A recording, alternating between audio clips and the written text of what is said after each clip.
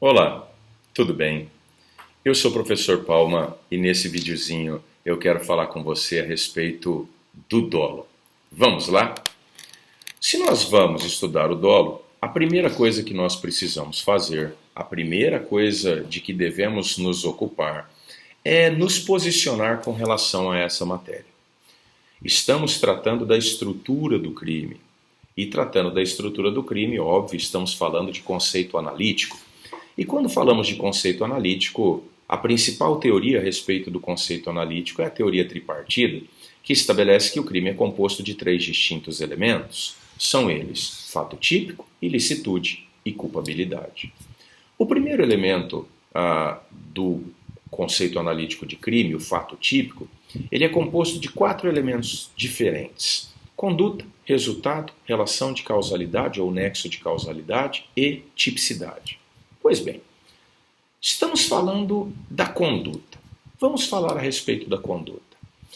Inclusive sobre a conduta já tem um outro videozinho por aí, mas vamos lembrar uma questão importante para a compreensão do dolo. Quando nós vamos analisar a conduta, nós percebemos que existem duas principais teorias a respeito da conduta: a teoria clássica naturalística ou causal e a teoria final ou finalista. Para a teoria clássica, conduta é o comportamento humano voluntário que se exterioriza produzindo uma modificação no mundo exterior. Isso é que é a conduta. Comportamento humano voluntário que se exterioriza produzindo uma modificação no mundo exterior. Essa conduta não se incomoda, não analisa a questão da intenção do agente. E como ela não trata da intenção, obviamente ela não fala de dolo ou culpa. Dolo e culpa, para a teoria clássica, são deslocados para a culpabilidade, estão inseridos dentro da culpabilidade e lá deverão ser estudados. Mas no início da década de 30 surge a teoria final ou finalista de Hans Wessel, porque Hans Wessel se apercebeu que o ser humano nada faz que não seja motivado por um interesse. O ser humano age por interesse. Quando ele faz alguma coisa, ele faz motivado por um interesse, por uma intenção, por um propósito. Pois bem, para a teoria final ou finalista de Hans Wessel, conduta é um comportamento humano consciente e voluntário dirigido a uma determinada finalidade.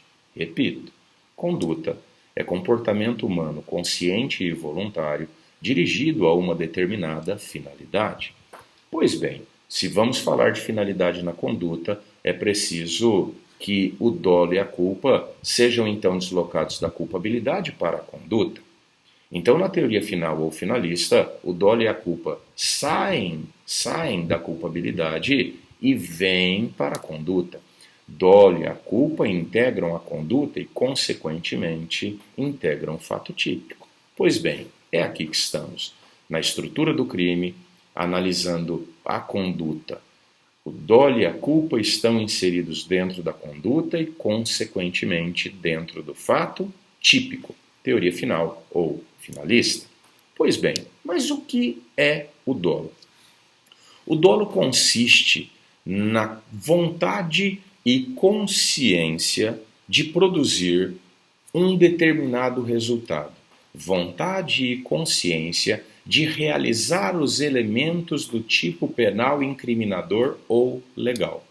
O sujeito deseja, ele tem uma vontade livre e consciente de praticar a conduta que está descrita, desenhada no tipo penal incriminador ou legal, que está lá no preceito primário da norma penal incriminadora. Tudo bem? Vamos entender melhor isso. Existem três teorias a respeito da conduta: a teoria da representação, a teoria da vontade e a teoria do assentimento, consentimento ou da anuência. Para a teoria da representação, existe dolo quando o sujeito, desejando praticar uma conduta, antevê, prevê, tem uma representação intelectual, percebe que praticando essa conduta poderá produzir ou produzirá um determinado resultado. Por isso, teoria da representação, ele tem uma representação intelectual, mental, imaginativa, de que a conduta poderá produzir ou produzirá determinado resultado. A teoria da vontade vai além, não se contenta só com isso.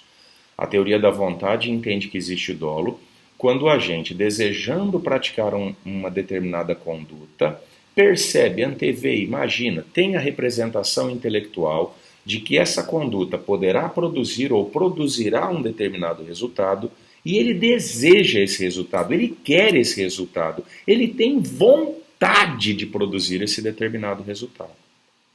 Para a teoria do assentimento, consentimento ou anuência, a coisa é um pouquinho diferente.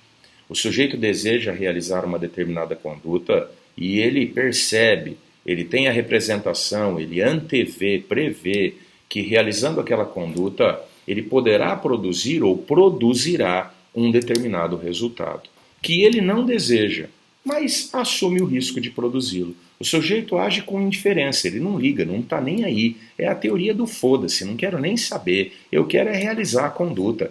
Eu não quero resultado, mas se o resultado acontecer também, não ligo, não estou nem aí, que se dane. É isso. Percebam uma questão aqui muito importante. A questão do dolo não está dirigida à vontade do sujeito de praticar a conduta, porque a vontade de praticar a conduta, em todas as teorias, ele tem. A questão está relacionada com a produção do resultado.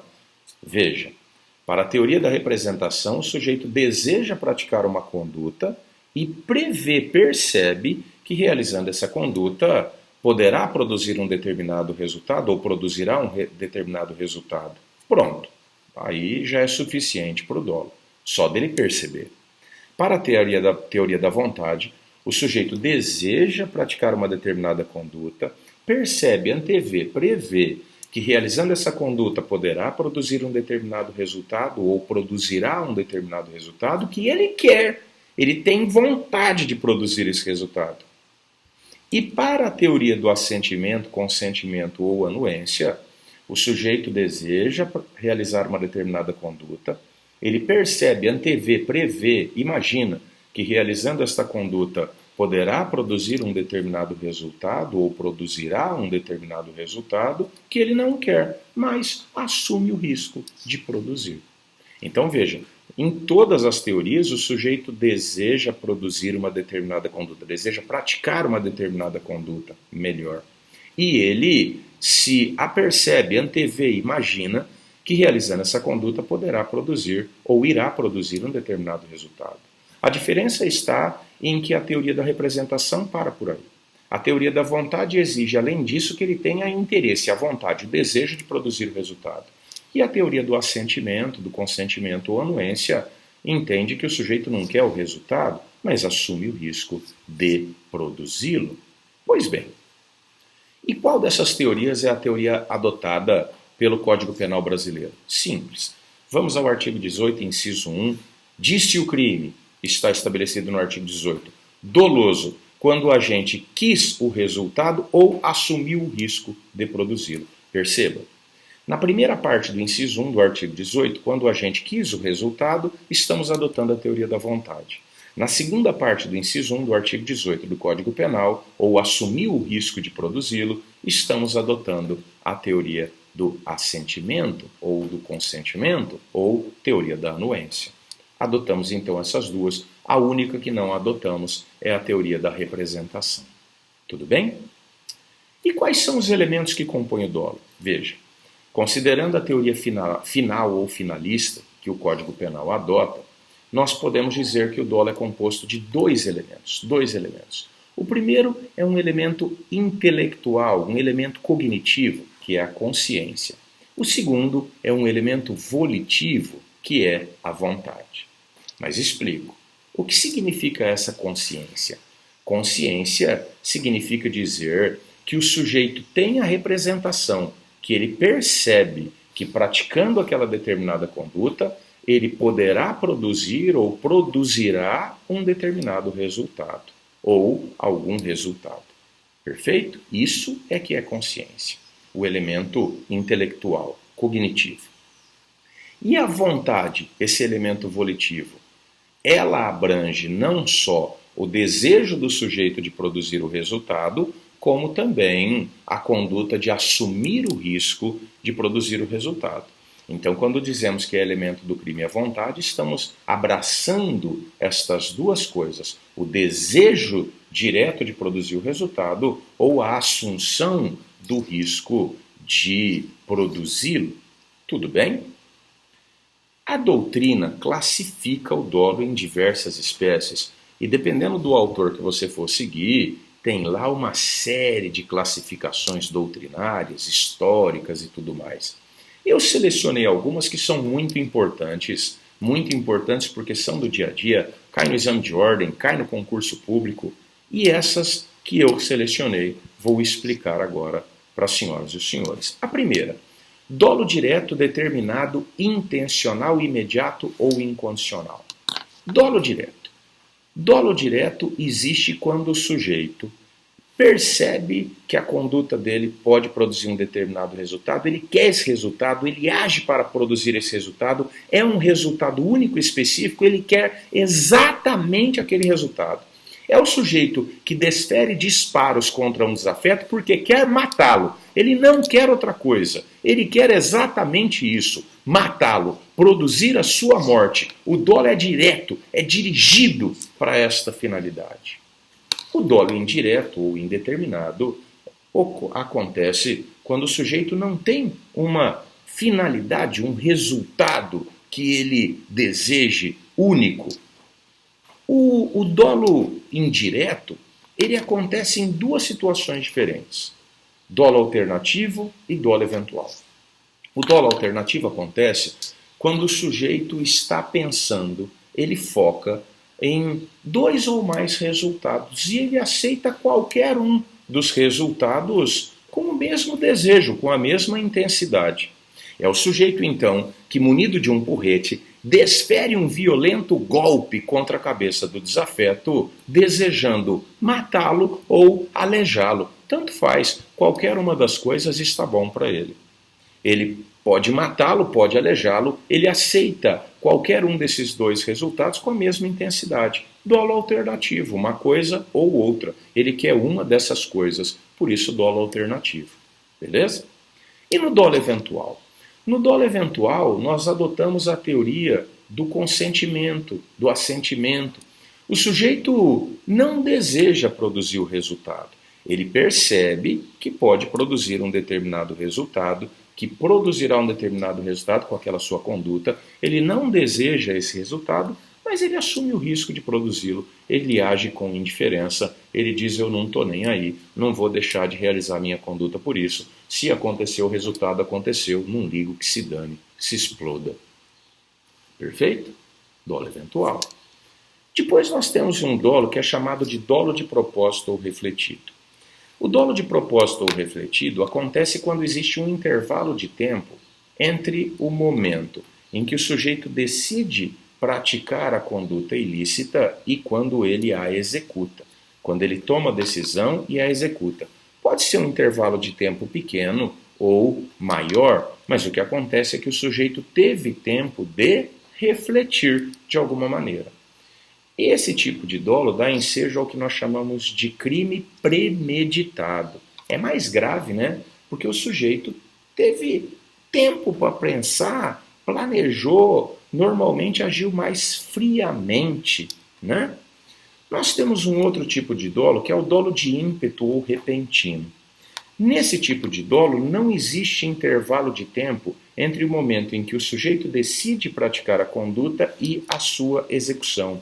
Ele age movido por uma paixão violenta, ou ele age movido por uma pressão insuportável. Ele, de repente, perdeu o controle, foi lá e fez, não teve tempo para refletir.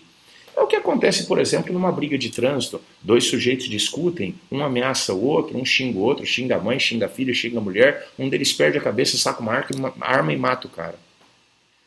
Esse dolo de ímpeto ou repentino dá ensejo, muitas vezes, ao que nós chamamos de crime passional. Agora, falarei do dolo de primeiro grau e dolo de segundo grau.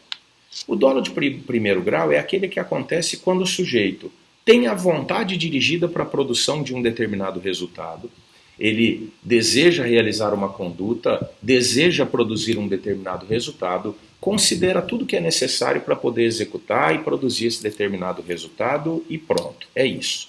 Ele percebe um só resultado, persegue um só resultado, não passa pela cabeça dele outra coisa. No dolo de segundo grau, o sujeito deseja realizar uma conduta para produzir um determinado resultado, ele quer produzir aquele determinado resultado, mas ele percebe que pela maneira de execução escolhida, ele provavelmente, muito provavelmente, poderá produzir outros resultados que nós chamamos de colaterais. O sujeito deseja praticar uma conduta e produzir um determinado resultado, e ele percebe que provavelmente, muito provavelmente, produzirá resultados colaterais, que ele não deseja, mas assume o risco. Para ele, tudo bem. Então veja, o sujeito deseja matar alguém, e ele percebe que a melhor maneira para ele de executar esse crime é colocando uma bomba no carro da pessoa. Da próxima vez que acionarem a ignição do carro, o carro irá explodir. Mas veja, se ele assim o fizer, matará o motorista do desafeto. O desafeto anda com um motorista. Ele vai colocar uma bomba no carro para matar o desafeto. Quando o motorista ligar a chave, o carro explode e vai matar os dois. O agente criminoso nem conhece o motorista, não tem nada contra o motorista, não deseja matar o motorista, mas vai ser necessário para poder matar o seu desafeto. É a melhor situação, então tudo bem, morra o motorista também. Veja, ele age com dolo de primeiro grau com relação ao desafeto e age com dolo de segundo grau com relação ao motorista. O motorista não é o propósito da sua ação, mas está lá, vai morrer também. Fazer o quê? Faz parte, é da vida, efeito colateral, acontece mesmo, pensa o agente. Tudo bem? É isso, espero que você tenha entendido, que você tenha gostado. Se você gostou, se você entendeu, segue aí o canal, segue as publicações, tá bom? Dá esse apoio. Se você tiver alguma dúvida, manda para mim, eu tento te ajudar, tá bom? Até um próximo vídeo, que você estude sempre muito, porque é muito bom aprender. Beijo no coração. Até mais.